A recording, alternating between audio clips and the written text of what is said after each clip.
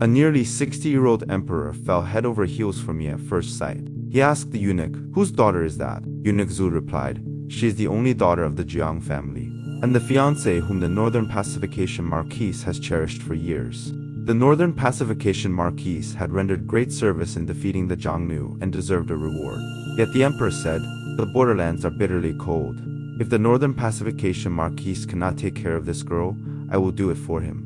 He trapped me in the deep palace and humiliated me time and again. Half a year later, the Northern Pacification Marquise returned to the capital after quelling a rebellion. The emperor was overjoyed and bestowed upon him a performance of the latest popular Yanju dance from the palace. It was me, with child, dancing in thin gauze.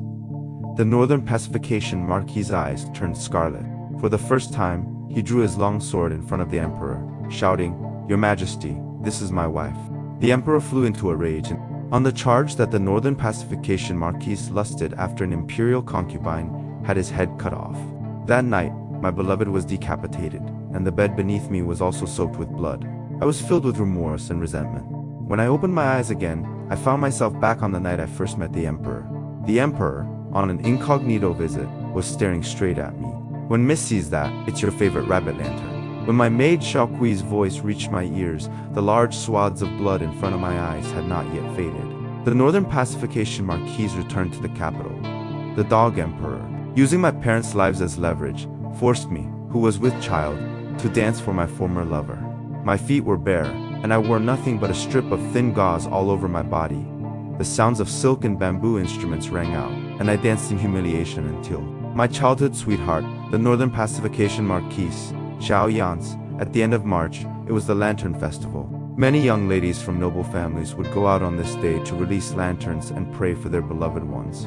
In my previous life, after Xiao Yan's went off to the battlefield, there was no news from him for a long time. Worried about his safety, I sent people to look for him while releasing lanterns to pray for him. At that time, I didn't notice Yan Li. After devoutly putting the rabbit lantern with my wish written on it into the water, I was about to turn around and go back to the mansion. But Yan Liu had set his sights on me. He fell in love with me at first sight, and regardless of the fact that I was a courtier's wife, he ordered the eunuchs to strip off my clothes and commanded me to serve him in bed.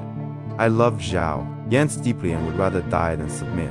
But as a result, in less than a quarter of an hour, Zhouqui's head was kicked in like a ball by Eunuch Zhu. "Miss Jiang, for every day you refuse to obey His Majesty will have one person executed. There are more than 100 people in the Jiang residence. Can you really bear it?" I stared blankly at Zhouqui's eyes that were wide open in death. I staggered and tried to hit my head against the bright red pillar. To share a wife with a monarch, I would rather die than let such a record be written in the history books. But I underestimated the emperor's rascality. Since I refused, he had me tied up with thick ropes in a desolate stronghold outside the capital. The battle at the border was intense, and the soldiers were in urgent need of food and supplies. The emperor put those blood-stained letters asking for help in front of me and smiled confidently at Hong. "Do you want the great Zhou to perish because of you? Do you want the soldiers to go into battle with their bare hands?" His hair was white, but his eyes were sharp. I couldn't accept the fall of the great Zhou and countless people being displaced. I had to close my eyes in humiliation. But the emperor said, "Atong, come here.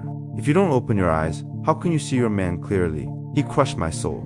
That night was very long. When the incense finally burned out, the light in my eyes was completely extinguished, but Yan Liu was full of satisfaction. He glanced at the broken meat and issued 2 imperial edicts at the same time. First, the woman of the Jiang family served well and was admitted to the harem by special privilege. Second, the battle at the border was urgent, and the palace would fast for 3 days to pray for the soldiers. He threatened me with the lives of the soldiers, and I agreed. But after that, he still refused to give the soldiers troops. Food and supplies, ... The tears I had held back all night fell at that moment. Now everything was starting over. I looked at myself in the mirror, and as I looked, I laughed out loud. "Yan Liu, you don't understand what people's hearts are, but I do. You don't cherish the soldiers and the people, but I do. The great Zhou has repeatedly been in danger because of your fatuity and absurdity. It's time for someone else to sit on the throne under you."